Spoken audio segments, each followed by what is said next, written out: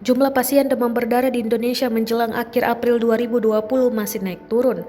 Direktur Pengendalian Penyakit Tular Vektor dan Zoonosis, Kementerian Kesehatan Siti Nadia Tarmizi mengatakan jumlah kasus perharinya masih lebih dari 50 kasus per hari. Kalau lihat grafik harian, kasusnya masih naik turun dan penambahan masih di atas 50 kasus per hari, ungkap Siti Nadia kepada Tribun News, Rabu 22 April 2020. Datanya, per 21 April 2020, jumlah pasien yang terjangkit demam berdarah mencapai 45.266 kasus dengan angka kematian mencapai 297 orang.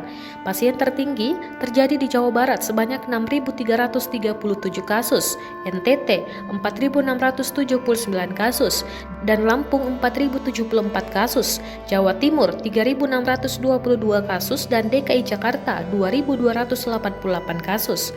Sebelumnya, Siti Nadia Tarmizi mengungkapkan, memang saat di rumah saja mungkin saja tetap terjadi demam berdarah karena tidak melakukan pemberantasan nyamuk. Kemudian nyamuk juga bisa saja berkembang biak di kantor hingga sekolah-sekolah yang saat ini sedang kosong karena semua aktivitas dilakukan di rumah saja mencegah COVID-19.